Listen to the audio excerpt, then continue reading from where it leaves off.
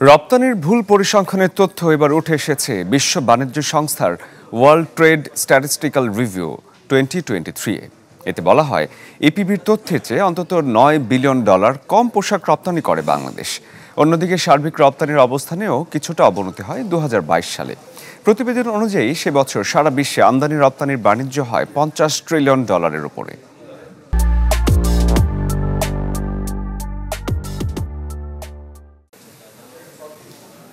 বিশ্বের আমদানি ও রপ্তানি সহ সার্বিক বাণিজ্যের গতিবিধি পর্যালোচনা করে প্রতি বছরে প্রতিবেদন দেয় বিশ্ব বাণিজ্য সংস্থা WTO।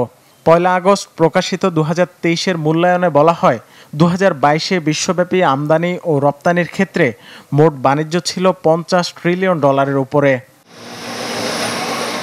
প্রতিবেদনে বাংলাদেশ অংশে বলা হয় 2023 সালে দেশের পোশাক খাতে রপ্তানির পরিমাণ $38 বিলিয়ন, কিন্তু সরকারি সংস্থায় ইপিবি দেখিয়েছিল 47 বিলিয়নের বেশি, অর্থাৎ প্রকৃত অর্থে কম রপ্তানি হয় 9 বিলিয়ন। সংশ্লিষ্টরা বলছেন পরিসংখ্যানগত সমস্যা বাদে যে রপ্তানি আয় তা সক্ষমতার সবটুকু নয়। আমাদের তো অবশ্যই সক্ষমতা আছে, ক্যাপাসিটিও ছিল, আমাদের ফ্যাক্টরিগুলোর সেই আরও এক্সপোর্ট বাড়ানোর মতো ক্ষমতা আছে।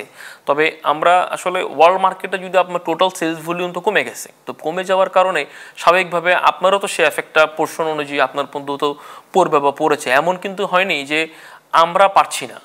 বিশ্ব বাণিজ্য সংস্থার সবশেষ তথ্য অনুযায়ী বর্তমানে বৈশ্বিক পোশাক বাজারের প্রায় 32% চীনের দখলে, যাদের মোট রপ্তানি ছিল $165 বিলিয়ন। আর দ্বিতীয় অবস্থানে বাংলাদেশ বিশ্ববাজারের প্রায় 7.5% হিস্সা নিয়ে, যা বছর ব্যবধানেও বেড়েছে সামান্য। বিশেষজ্ঞরা মনে করেন বিশাল এই বাজারে নিজেদের অবস্থান আরও জুৎসই করতে দরকার আরও কার্যকর পদক্ষেপ। আমাদের অভ্যন্তরীণ সমস্যা, কস্টিংয়ের দিক থেকে সমস্যা এগুলো আছে। আমাদের পোর্টে খরচ বেশি, আমাদের ট্রান্সপোর্টে খরচ বেশি, আমাদের বিদ্যুতের অনিশ্চয়তা, আমাদের অভ্যন্তরীণ সমস্যাগুলো অনেক বেশি বিরাজ করছে। এগুলো কিন্তু আমাদেরকে পিছু টেনে ধরে।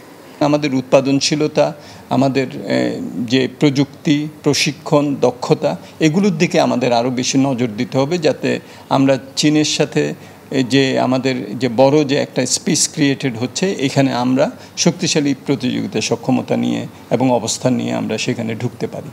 প্রতিবেদন অনুযায়ী 2022 সালে সর্বোচ্চ $3.5 ট্রিলিয়ন রপ্তানি করে শীর্ষে ছিল চীন। বিপরীতে সবচেয়ে বেশি আমদানি করা দেশ ছিল যুক্তরাষ্ট্র। রাকিব হোসেন, চ্যানেল 24, ঢাকা।